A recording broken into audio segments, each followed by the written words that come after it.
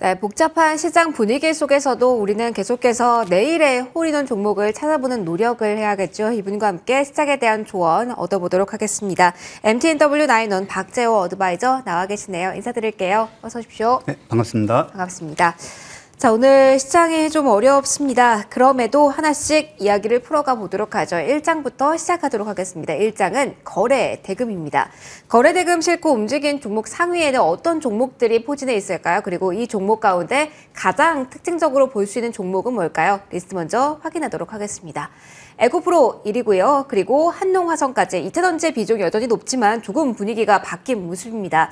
자, 위원님, 이 안에서의 특징 어떻게 저희 잡아볼 수 있을까요? 일단 뭐 전체적으로는 사실 공통점을 찾기란 정말 매우 어려울 정도로 어찌 보면 상당히 이제 중구난방식으로 이제 시장이 좀 움직이고 있음을 여러분들도 아마 보셨으리라 생각을 하고요. 아무래도 그 중에서는 아직까지도 이제 2차 전지 양극재와 그리고 더 나아가서 전고체 배터리에 대한 어떤 기대감, 그리고 앞으로 3년 뒤, 뭐 길게 보면 한 5년 뒤에 이제 상용화에 대한 어떤 가능성을 열어두고 있다 보니까 뭐 한농화성처럼 새로운 재료로 다시 한번 신고가 갱신 및 대량의 거래 대금을 보여주는 종목군들도 발생을 하고 있습니다. 자, 그 중에서는 일단 현대 로템을 좀 보도록 하겠고요.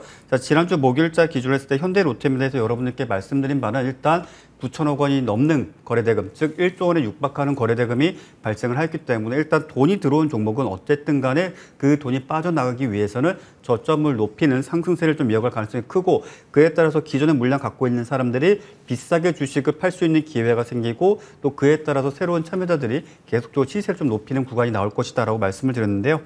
현대로템은 아무래도 뭐 몇 가지 이제 모멘텀은 있긴 합니다. 일단은 K2 전차에 대한 해외 수출에 대한 어떤 기대감, 그리고 추가적으로 이제 매출을 또 올릴 수 있다는 부분, 그리고 전년 동분기 대비했을 때 아무래도 실적 부분들에 있어서 8,000%가 넘는 그러한 영업이익을 좀 보여줬다는 것이 큰 어떤 이슈가 될 수 있겠으나, 상대 비교로 했을 때 전년도의 영업이익을 분기 영업이익을 좀 생각을 해보게 된다면 한 100억 원 정도 수준을 생각을 하시면 됩니다. 그리고 지금 올해 같은 경우에는 1분기 실적이 이제 한 9천억 원에 육박하는 이제 거래대금 실적이 좀 나오다 보니까 아무래도 퍼센테이지 비율을 상당히 좀 크게 느껴질 수 있겠으나, 이 정도의 어떤 실적이라든지 영업 매출 그 자체는 일시적인 가능성이 좀 매우 높다라는 점을 지난번에도 말씀을 드렸고요. 그 이후로 일단은 좀 송구한 이야기가 되는지 모르겠지만 어떤 경제적인 이슈보다는 이제 정치적인 이슈가 계속적으로 반복 재생산되면서 일단은 중국과 러시아에서 지금 현재 우리나라 측에서 나오고 있는 이야기에 대한 성명 발표가 이전과는 좀 다르게 하루 이틀이 아니라 뭐 3시간, 조금 길게 보더라도 6시간 내에 상당히 좀 부정적인 이야기들이 나오면서, 그에 따라서 방산주들도 역시 마찬가지로 현대로템과 같이 움직이고 있고, 특히나 러시아 우크라이나 전쟁이 발생했을 그 당시에 반응했었던 전쟁 관련주 역시 마찬가지로 반응을 하고 있습니다. 사실 그 중에서 현대로템이 가장 어찌 본다면 돈이 크게 들어왔기 때문에 가장 큰 변동성을 좀 보여주고 있고요. 지금 현재 시점에서는 잠시 이제 화면에 실제 이제 거래된 내역 화면 차트가 좀 표시가 될 텐데, 당분간 이런 어떤 재료를 갖고 있는 종목군들은 지금 화면에 보시는 바와 마찬가지로 어떤 매수 매도가 조금 어지러이 여러분들께서 좀 보실 수는 있겠으나, 확실한 추세가 잡히지 않는 구간 내에서 저점을 높이거나 또는 전일 고점을 갱신하는 상승 흐름을 좀 보여줄 때는 지금의 보시는 어떤 화면처럼 거래를 해볼 필요도 있다는 좀 말씀을 좀 드리고 싶고요. 무조건적으로 바이앤홀드 전략이 정답은 아닙니다. 제가 공공연하게도 말씀을 드리지만 하락장에서 특히나 주식 경력이 뭐 80년대, 90년대에서부터 아주 오랜 시간 되신 분들은 하락장에서도 일단 사놓고 오를 때까지 기다리시거나 손실 종목을 방치하는 경우가 많은데, 요즘의 트렌드는 절대 그러하지 않습니다. 특히 조금 번외적인 이야기지만 요즘 시장에서 돈 버는 친구들, 소위 20대, 30대 친구들은 지금 보시는 화면처럼 거래하고 일반적인 주식 시장 참여자들보다 월등한 큰 수익을 내고 있다. 이 점을 좀 말씀을 드리겠고요. 참고 삼아서 보시길 바라겠습니다. 프로는 이렇게 거래를 하고 있다 정도로 좀 압축을 해드리도록 하겠습니다. 알겠습니다. 짧게 보고 대응하는 전략이 지금은 필요한 시간이라는 이야기를 해주셨는데요. 그럼 다음으로 넘어가서 공략할 종목 풀어보고 거기서 추가적인 이야기 이어가도록 하겠습니다. 제 2장으로 넘어가도록 할게요. 여기가 가장 중요할 것 같습니다. 공략주 먼저 공개해 주시죠, 위원님. 일단은 제가 이제 오늘은 스크립 좀 일찍 썼는데, 네. 스크립을 쓰고 나서 일단은 너무 급등을 하는 바람에 종목 교체를 할까 하다가 그래도 재료가 좀 남아있을 것 같아가지고 다시 그 종목을 들고 왔습니다. 그 종목이 뭐냐면 동국 RNS라는 종목입니다. 자, 동국 RNS 같은 경우에는 사실 오늘 12시 경쯤에 이제 준비를 해가지고 사실 이제 오늘 여러분에게 좀 좋은 결과 좀 내어드릴까 싶었는데 장중에 좀 급등하는 바람에 좀 고민이 많았습니다. 다만 지금 현재 중국과 러시아와 관련된 이슈가 쉽게 사그라들기에는 일단 저쪽에서는 상당히 지금 반발을 하고 있고 우리 측에서는 그에 좀 호응하는 어떤 그들이 원하는 태도를 좀 보여주지 못하고 있다 보니까 아무래도 갈등에 대해서 조금 더 불씨가 좀 남아있다고 보여지고요.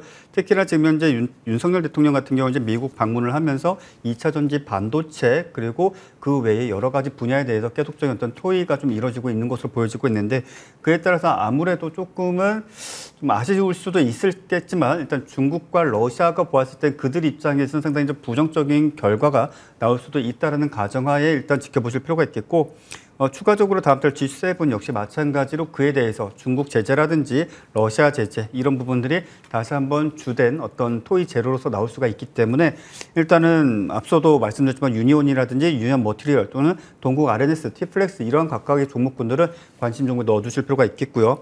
자, 그중에서 동사 같은 경우는 히토류가 채굴 가능한 대규모 광산을 보유하고 있고 또 해당 광산에서 역시나 마찬가지로 히토류 외의 것들을 지금 채굴하고 있는 과정에 있으니까 관련주로서 계속적으로 좀 지켜보실 필요가 있겠고 자 일단 중요한 지지 가격은 오늘 종가가 4,590원인데 일단 4,300원을 좀 이탈치 않는다라면 해당 가격까지 조정해 왔을 시에 좀 물량을 모아가는 전략을 취하시는 것이 가장 좋겠고 자, 손절가는 해당 가격 기준으로 좀 타이트하게 잡는다라면 4,200원 잡아드리도록 하겠고 자 목표가는 일단 단기적으로 5,200원 1차적으로 안내드리도록 하겠습니다.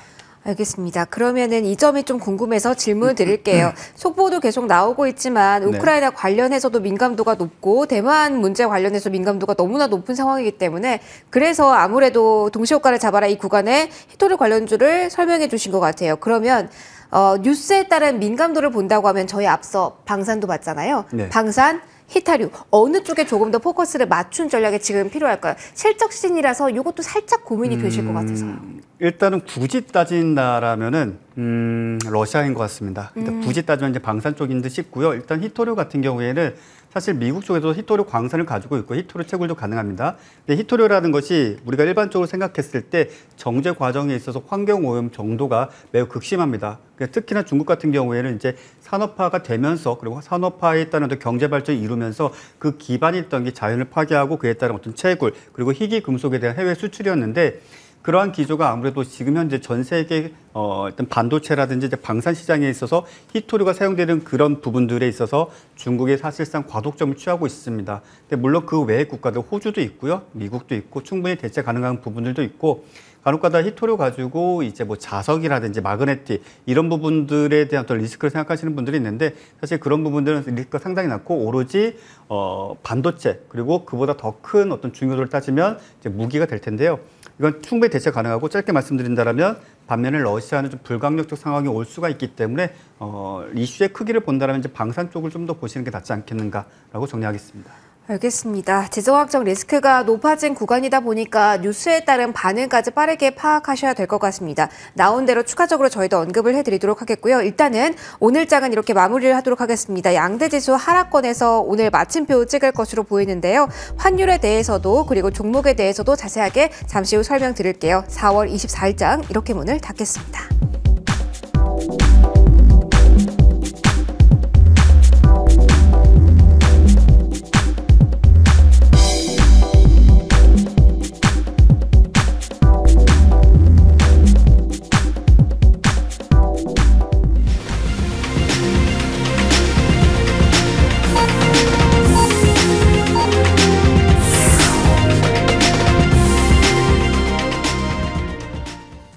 네, 월요일장 이렇게 마무리가 됐습니다. 활기찬 월요일을 기대했습니다만 목요일, 금요일 그리고 오늘까지 양대지수 3거래 연속해서 하락하는 모습이 포착이 됐습니다.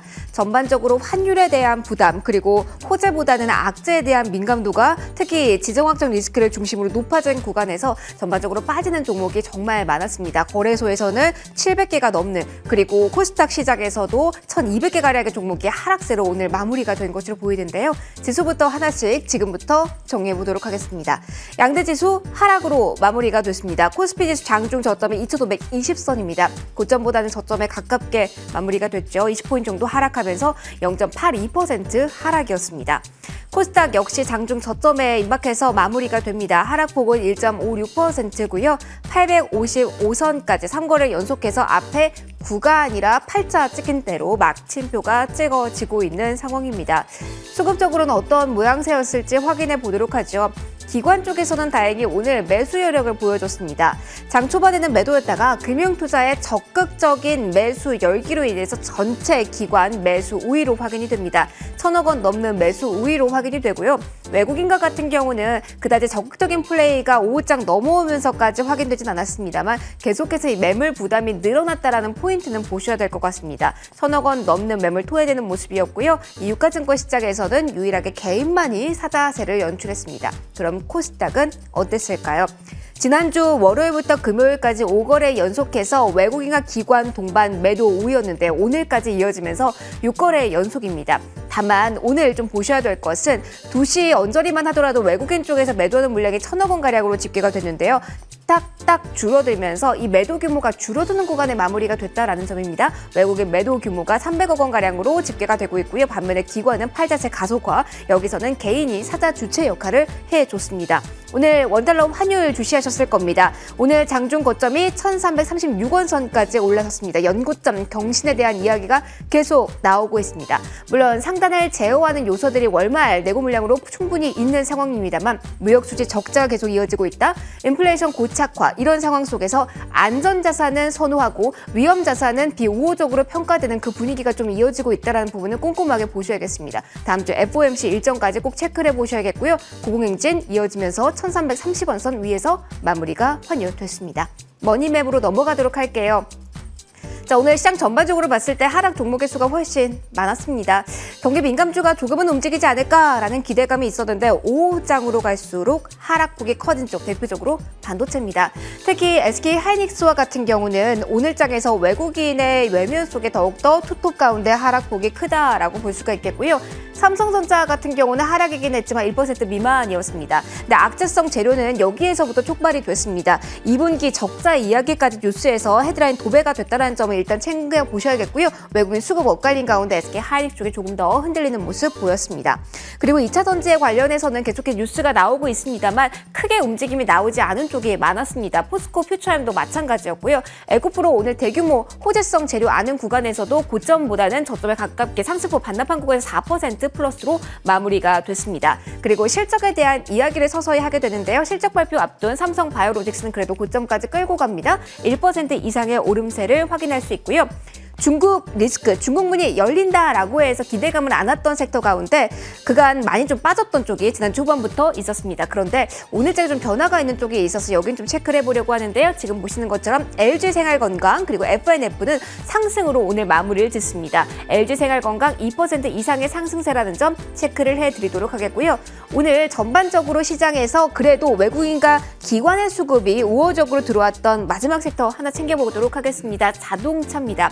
내일 실적 발표합니다. 현대차는 내일이고요. 수요일날 기아 그리고 점진적으로 자동차 쪽에서의 실적 발표가 나올 텐데요. 실적에 대한 기대감이라고 봐야 될까요? 기아 같은 경우 오늘 가장 강했습니다. 1.68%의 상승 흐름 연출했다는 소식까지 확인해 드리도록 하겠습니다. 시장 전반적으로 봤을 때 실적에 대한 민감도에 따라 움직이는 쪽도 있고요. 수급 논리가 우선하는 종목도 물론 있을 것 같습니다. 자, 종목도 그렇고요. 지수 전반적으로 봤을 때 우리가 우려해야 될 부분 없는지 3거래 연속의 미끄러짐이라서 조금은 우려스럽습니다. 평가 부탁드릴게요. 위원님, 오늘 어떻게 시장 보셨을까요? 일단 앵커님께서 이제 말미에 좀 해주신 말씀 중에 하나가 이제 3거래일 연속 하락이라는 말씀을 하셨습니다. 통상적으로 조금 부정적인 이야기가 될 수는 있겠으나 3일 연속 상승이나 3일 연속 하락 시에는 추가적으로 4일째 추가적인 상승과 또는 하락이 이제 명확하게 정해질 수가 있기 때문에 일단 오늘의 종가상 내일 시장에 대해서 이제 긍정적인 뷰보다는 일단 보수적으로 또는 일단은 만에 하나 있을지 모를 개파락 상황에 좀 대비를 좀 해야 될 것이고요. 자, 앞서 말씀드린 대로 코스피 지수는 2,550포인트를 최종적으로 이탈한 상황입니다. 일단 길게 보게 된다면은 전년도 1분기에 고점을 돌파하지 못하고 다시 한번 재차 하락세를 보여준 상황인데 최종적으로 2,500포인트마저도 이탈하게 된다면 일단 주식의 비중을 현저히 줄여야 될 것입니다. 자, 오늘 장 초반에 하한가 종목이 한 10개 가까이 계속적으로 발생했습니다. 물론 그 중에는 개별적인 어떤 주요 임원들의 어떤 매도 물량 때문에 뭐 하한가가 나온 종목도 있고 그렇지 않은 것들도 있겠지만 전체적으로 봤을 때 지금 시장이 떠도는 소문에 의하면 CFD 매도 물량이 상대적으로 출회될 가능성이 컸었고 그에 따라서 시세가 폭락을 했다라는 이야기가 좀 나왔습니다.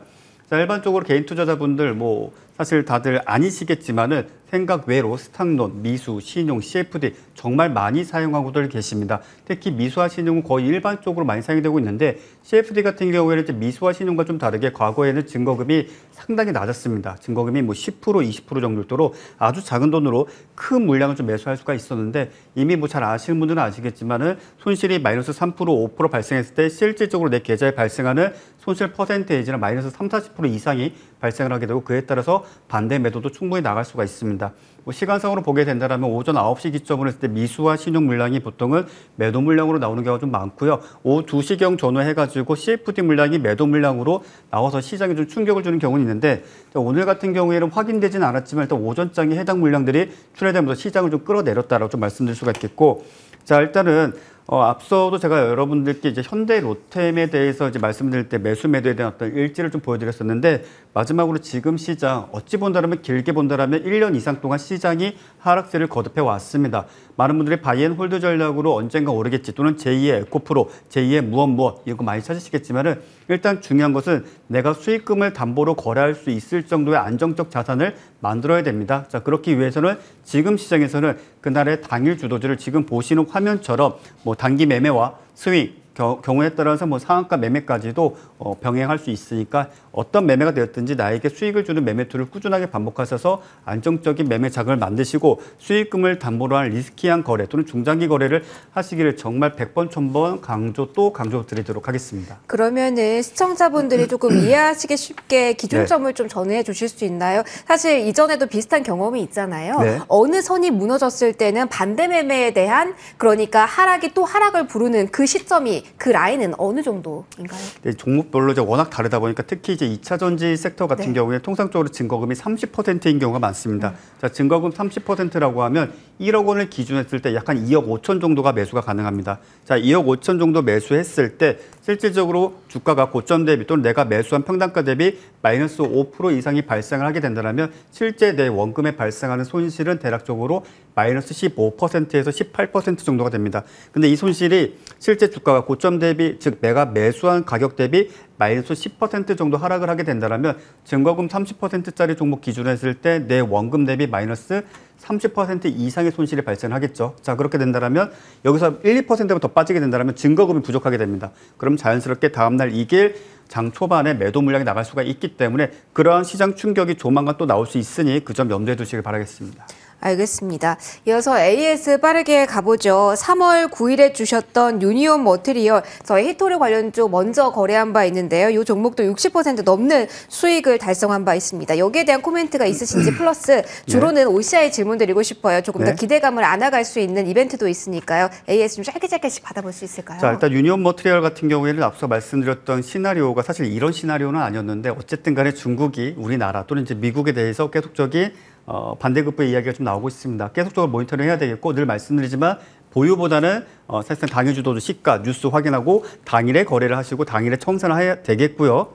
자, OCI 같은 경우 오늘 특이점이 하나 있습니다. 일단은 상승세는 좋으나 일단 4월 27일자 기준으로 했을 때 거래 정지가 됩니다. 그리고 5월 말일 기준으로 해가지고 다시 재거래가 되는데 일단 지금 수익 폭을 떠나서 내가 오랜 시간 동안 자금을 묶어둘 여유가 없다 하시는 분들은 27일 이전에 내일 모레까지 일단은 매도하셔서 사익 실현하시는 것이 좋겠고 나는 자금을 좀 묶어두고 장이 안 좋을 것으로 예상되기 때문에 좀 길게 보겠다 하시는 분들은 앞서 말씀드린 대로 포지션 끌고 가셔도 좋다 이렇게 정리하겠습니다. 알겠습니다. 그럼 끌고 갈지 일단 수익 실현할지 여부는 성향에 따라서 결정하셔도 된다? 아무래도 여윳돈이면 끌고 갈 수 있는 거고 네. 지금 계좌 회전율 높여야 된다 그러면 매도하시는 게 좋겠죠. 알겠습니다. 네. AS까지 받아봤고요. 저희 오늘 여기서 마무리하도록 하겠습니다.